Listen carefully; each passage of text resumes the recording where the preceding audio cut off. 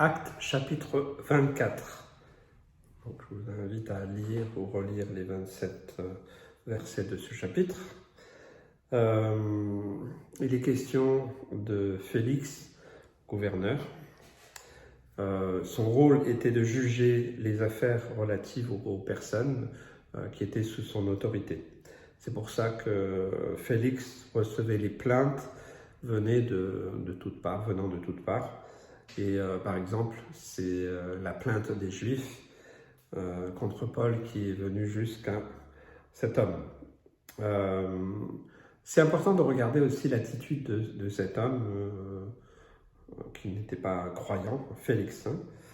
Félix, c'est qui? C'était un grand de la nation. Il jouissait de luxe, de pouvoir, d'une autorité, il était respecté et tous venaient vers lui en l'honorant. D'ailleurs, c'est très visible dans le discours que lui a adressé Tertulle. Les Juifs ont tenté de le manipuler, d'essayer de changer son appréciation, son jugement. De quelle manière? Pour les gens de certaines catégories, c'est par la flatterie. Ils ont essayé de le flatter pour essayer de l'amadouer pour qu'il puisse les écouter un peu mieux.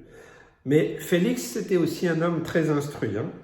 Il connaissait très bien la doctrine dans laquelle était accusé Paul. Donc il avait eu connaissance de Jésus, de ce qui s'était passé et de la croyance des Juifs messianiques. Donc sa capacité à juger était aussi influencée par ses connaissances, pour discerner ce qui pouvait vraiment être bon ou mauvais pour la nation. Lui, ce qui lui importait, c'était de maintenir la paix, d'accomplir sa mission dans ce que ses responsables supérieurs lui ont donné. Et d'ailleurs, c'est particulier parce que Félix est marié à une femme juive, donc qui, elle, connaissait très bien la loi mosaïque, donc la religion juive. Donc, il avait une connaissance et puis une certaine attirance quand même pour les choses de Dieu. Voilà.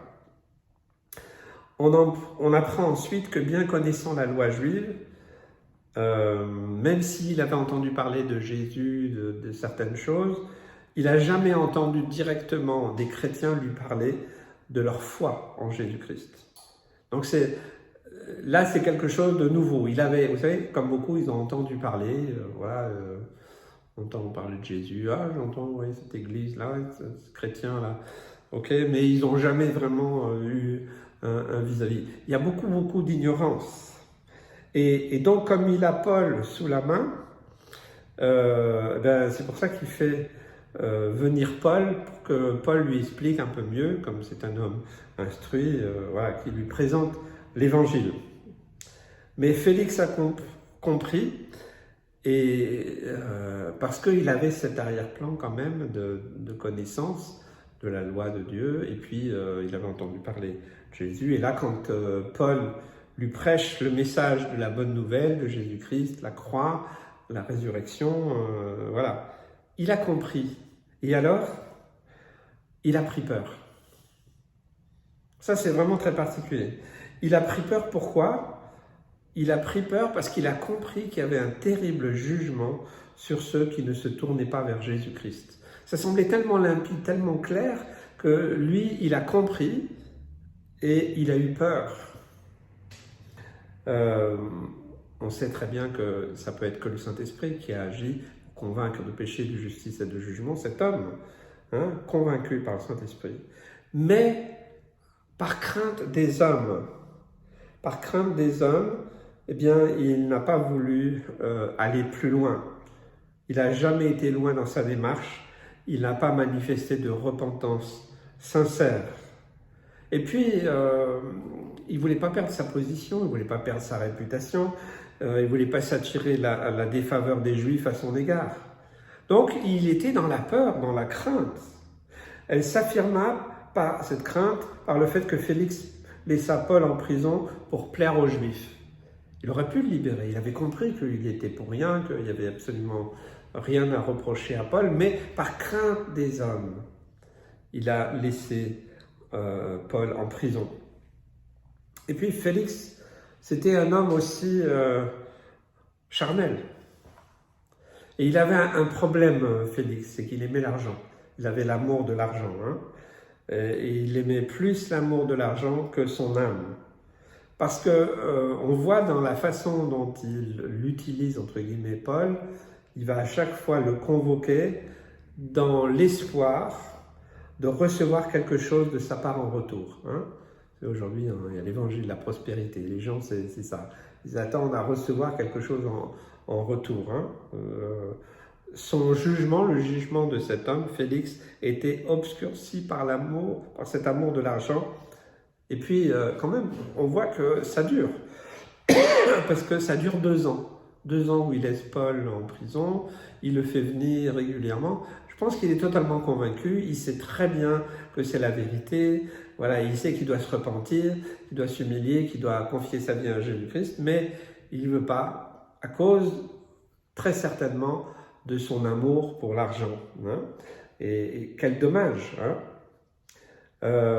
Félix, c'est l'archétype d'un homme qui paraît tout avoir, les biens, la richesse, le pouvoir, l'autorité, la faveur de sa nation, une certaine intelligence. Aux yeux des hommes, il semble être béni, on pourrait dire, il a accompli pleinement sa carrière, il a réussi selon le modèle de ce monde. Mais face à la vérité de l'Évangile, il y a aussitôt une révélation de l'homme pécheur. Au final, cet homme, Félix, était surtout un orgueilleux rempli de lui-même, ami de l'argent, aimant la flatterie, les honneurs et le pouvoir. Vous voyez comme quoi le tableau peut vite changer. Quand il a entendu et qu'il a compris de quoi parlait Paul quand il parlait du jugement de Dieu, il a été confronté à sa propre manière inique de juger. Et ça l'a effrayé, parce que l'Évangile a, on va dire, révélé sa nature pécheresse. C'est ce que l'Esprit de Dieu fait. Hein, parce qu'on ne peut pas être sauvé si on ne se croit pas perdu. Voilà. Presque sauvé, c'est totalement perdu. Donc, on ne peut pas prendre conscience de notre état tant qu'on ne le reconnaît pas. Donc, si on se croit encore meilleur, comme beaucoup de gens, oh les pauvres, les chrétiens, c'est des gens tellement faibles, laissez-leur ça, c'est leur drogue, il faut bien qu'ils croient à quelque chose, les pauvres, eux, ils croient en eux-mêmes, en l'argent, au pouvoir, à écraser les autres, voilà, mais ça n'a strictement rien à voir avec ce que la Bible nous donne. Donc il a très bien compris. Et à l'image de cet homme Félix, beaucoup qui se disent chrétiens croient être plus justes parce qu'ils sont plus aimés des autres, parce qu'ils ont une place d'autorité qui font qu'ils sont craints ou parce qu'ils pensent être plus intelligents que les autres. J'en ai rencontré beaucoup. Hein.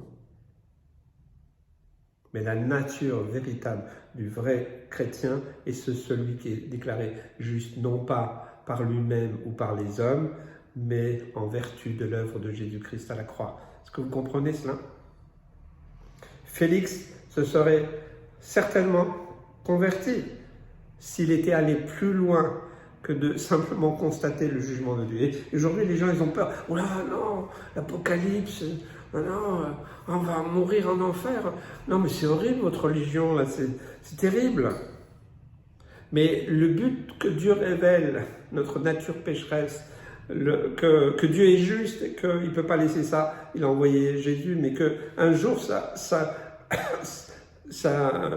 colère va s'accomplir. Pour accomplir totalement la justice de Dieu, il faut que sa colère s'accomplisse et que ce qu'il a écrit s'accomplisse. Sinon, il ne serait pas Dieu, il serait injuste. Et là, on aurait des soucis à se faire. Donc, oui, il a prévu ce lieu, malheureusement, terrible, horrible, qu'on appelle l'enfer.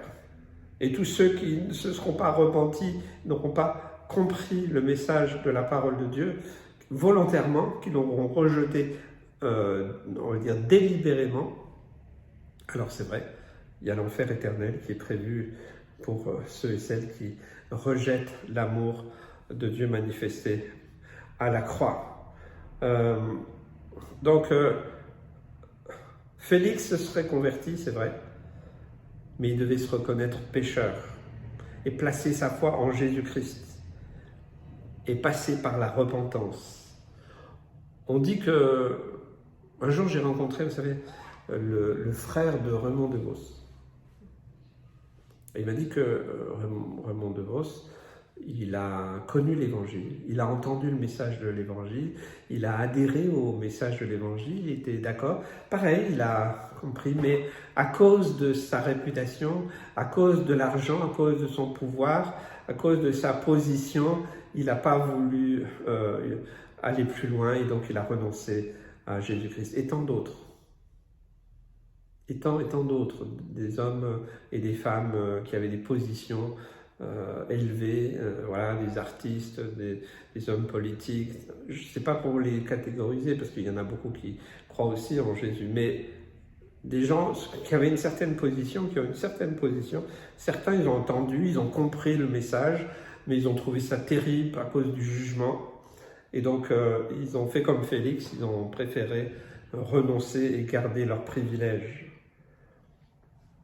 Si Félix, comme des hommes dont je viens de parler, et d'autres encore qu'on a rencontrés depuis, qu'on témoigne, avaient simplement et humblement reconnu qu'ils étaient des pécheurs, leur avenir sur la terre et sur l'éternité aurait été complètement différente.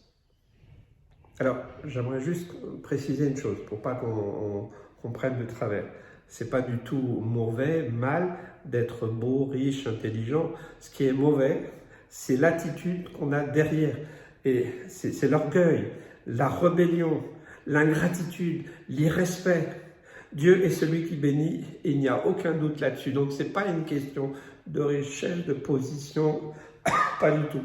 Parce que Dieu bénit comme il veut et il y a des hommes, des femmes qui ont été vraiment bénis et qui ont eu une réussite professionnelle et autres. Et merci Seigneur. Et heureusement, il y en aura encore. Mais vous voyez, c'est à qui on attribue ça, hein, soit à soi-même, soit à Dieu. Je me souviens, mon père a été transplanté et puis il était ami avec le professeur, un grand professeur qu'il avait opéré. Ils sont devenus amis avec mes parents. Et un jour, d'ailleurs, quand mon père s'est fait transplanter, après sa convalescence a été très rapide.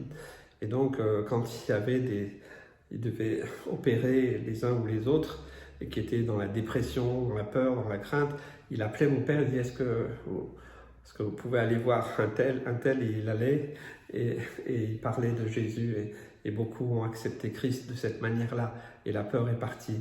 Et donc, un jour, ils ont invité mes parents, ce grand professeur, avec plein d'autres professeurs, voilà, ils ont invité mes parents à manger chez eux.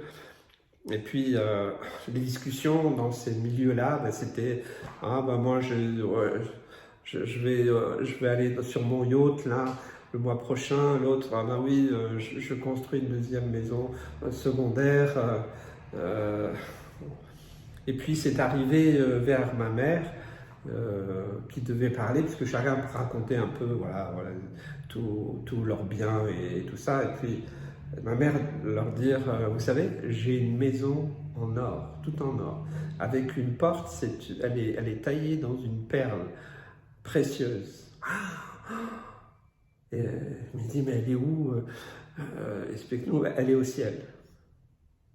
Et là, beaucoup ont compris et ils ont dit, c'est vous qui avez raison. C'est vous qui avez raison. Donc, simple témoignage réel, pourtant de quelque chose qui paraissait, voilà, parce que eux, ils avaient, mais là, ce qu'elle leur a dit, ça a dépassé tout ce qu'ils ont pu dire, puisqu'elle était inspirée par Dieu, et c'est ça la réalité. Et à cause, voilà, c'est pas d'être riche, d'avoir une position haute qui est un problème, c'est de s'attribuer tout cela à soi-même, c'est de ne pas donner la gloire à Dieu. Alors ça, c'est vraiment quelque chose de mauvais. Suivons l'exemple de l'apôtre Paul. Au contraire de cet homme Félix et bien d'autres, Paul avait une conscience sans reproche. Il n'était pas parfait, certainement pas. Mais en lui, il y avait quelque chose qui ne s'achète pas, qui ne se négocie pas, qui est la plénitude du Saint-Esprit, la vie du ressuscité, une vie changée et transformée, libérée des chaînes du péché. C'est ça dont le monde a besoin, riche ou pas riche, position ou pas position, ça n'a pas d'importance. C'est ça ce dont le monde a besoin. Et à cause certainement des fois de l'idolâtrie, de l'orgueil, de la rébellion, et aussi des fois de l'amour de l'argent et du pouvoir, et j'en passe, des fois ce sont comme des manteaux qui les empêchent. Ils s'approchent, ils savent que c'est la vérité, mais ils ne veulent pas aller plus loin parce qu'ils disent « Oh, mais qu'est-ce que je vais perdre ?» Alors, c'est toujours le calcul de « qu'est-ce que je vais perdre ?»